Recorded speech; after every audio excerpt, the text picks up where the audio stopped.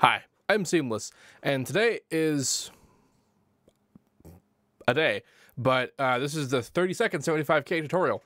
This one is a kill the noise sound from the track Without a Trace, and it was requested by Alvaro Bele.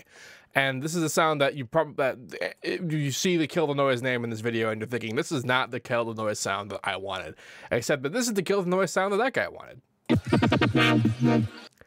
And this is what I got. Primary difference between the two is that I'm mostly not playing the right chord. So I have a Patreon. Go look at my Patreon. Link in the description. Anyway, let's talk about what's going on here. If you look at the song and you listen to further beyond this point, this is at the very end. This is at like 3:43 of the SoundCloud link that he sent me, which I don't actually think is the whole song. But if you look beyond this point, the sound kind of morphs beyond this and like opens up and gets a bit larger, which actually leads me to believe that this it's probably a low pass filter. I, however, chose to use a band pass filter on the actual thing. And actually, also what I'm doing is I have this other low pass filter on top of it, so you can kind of open it up with it. But the thing about the rest of the song is that it kind of does this. It does a thing where like the bottom of the modulation kind of drops out. Or rather, it increases, which is to say that the modulation starts to get more top-heavy. And it starts being just more like the chord, which is something that's easier to do with a low-pass filter. But this particular exact moment sounded just a bit better if I used a bandpass filter. So the two modulations that I'm having here are the main bandpass filter. I'm also getting the pattern timing kind of wrong. I don't know what BPM. I really try very hard to nail the actual literal pattern, because the actual concept of how the sound works is simply simple, which is to say that it's a chord with really fast whippy filters. And so that's the main cutoff filter here, and then this is actually modulating the bandwidth of the band pass, or the resonance of the low pass, if you're going to do it either way. And what this is doing is that, like, for particular moments, like down here, for example, it's thinner, which is giving it more of that like resonant-y, like whippy.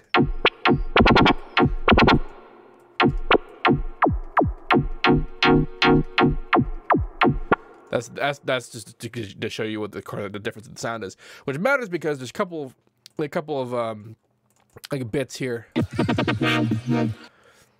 like just the way that this one sounds and this one sounds. Like it's can be explained by just higher or lower automation on that, but also to get the whip on that, there's not just the angle of the automation, but the angle. You can see how particularly sharp it is.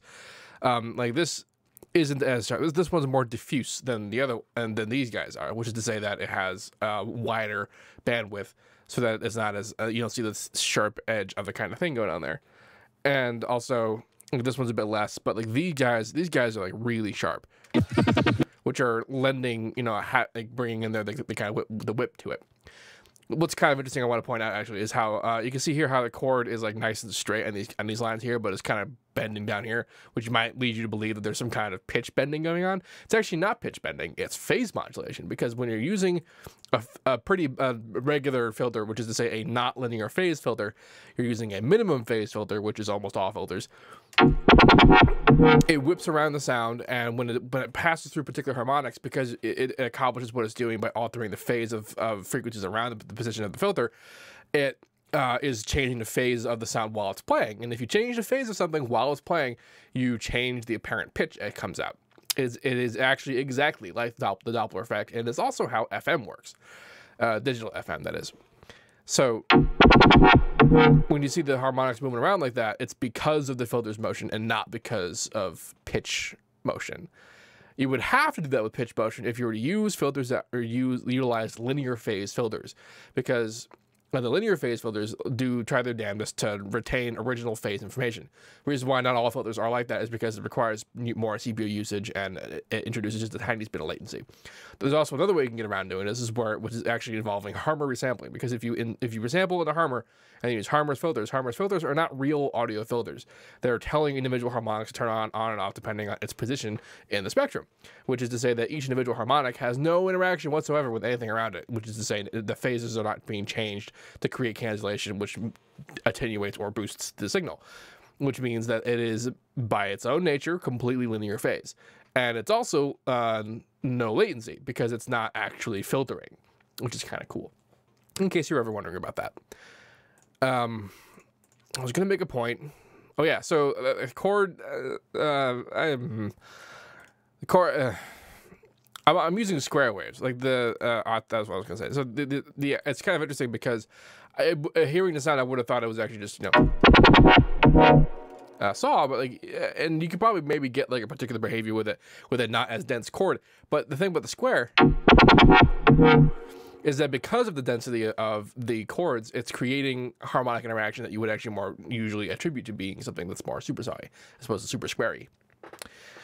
Really basic stuff. I didn't even listen to what the sound like before I put the filter on it. This is just, I'm using Harmor to do this, and I'm doing nothing special with it.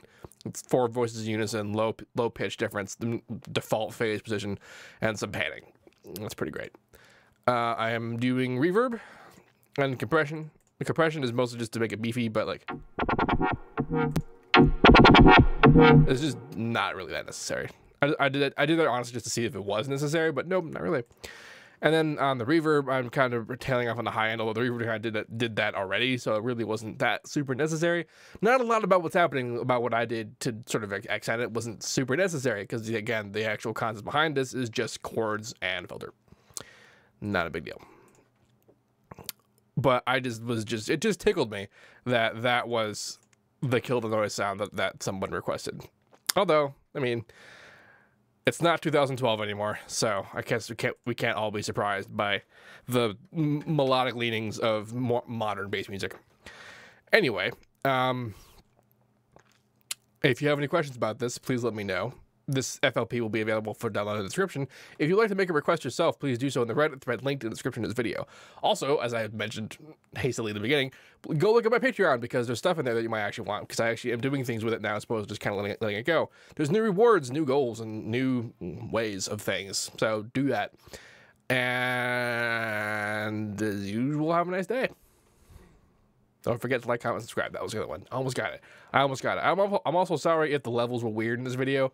I may have screwed that up.